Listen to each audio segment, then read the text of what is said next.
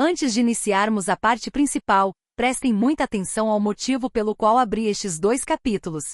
Jovens, não obreiros, obreiros, pastores, todos nós precisamos entender isso. Se você não compreender o que vou falar, é melhor reconsiderar sua posição no ministério. Nem sequer sonhe em ser um obreiro se não estiver ciente da seriedade do chamado. A igreja precisa parar de brincar com o altar antes que Deus perca a paciência. Este é um assunto extremamente sério.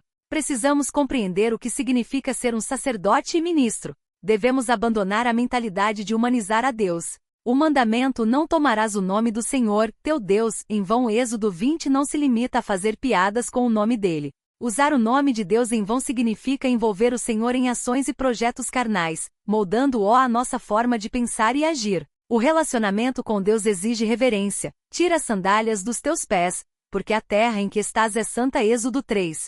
Moisés temia olhar para Deus, algo que muitos cristãos negligenciam hoje. Até os demônios tremem diante dele. Tiago 2, enquanto muitos servos do Senhor já não possuem temor e tremor. No dia do juízo não seremos avaliados apenas para receber galardões.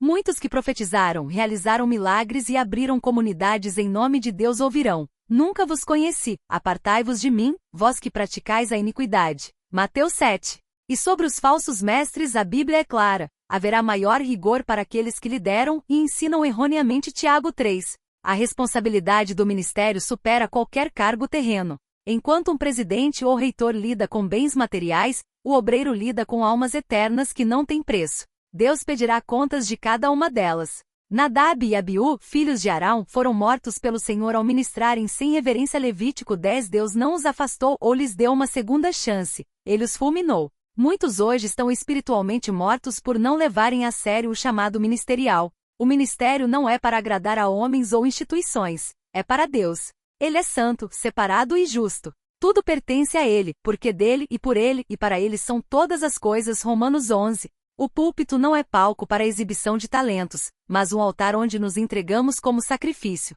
Se respeitamos autoridades humanas, com vestimenta e linguagem adequadas, por que tratamos Deus de qualquer maneira?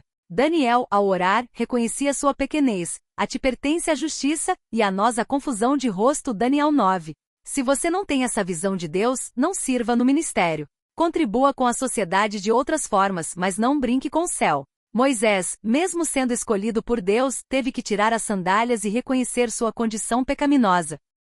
Louvores que romantizam Deus de forma humana são antibíblicos. Moisés não beijou Deus, não o abraçou. Devemos temer ao Senhor, pois Ele é um Deus de amor, mas também de justiça e juízo. A Bíblia ensina que Ele se ira todos os dias. Salmo 7, e que é Ele quem tem o poder de lançar almas no inferno. Mateus 10. O inferno não é domínio de Satanás, mas o local onde a ira do Cordeiro será derramada. Apocalipse 14.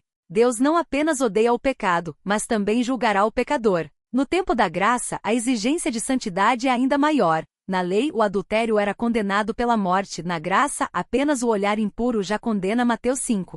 O obreiro deve compreender que trabalha com almas eternas. Cada ser humano é eterno, e seu destino depende do evangelho pregado. Quando negligenciamos nosso chamado, podemos ser responsáveis por almas perdidas para sempre. Quantas pessoas passaram por nós e morreram sem Cristo? Quantas se perderam por nossa negligência? Isso é uma brincadeira?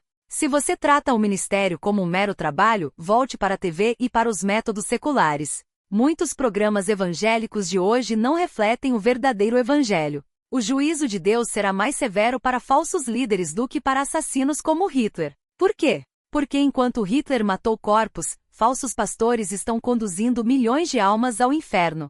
O ministério exige preparação. Quanto tempo você passou em oração antes de ministrar? Quanto da Bíblia você estudou?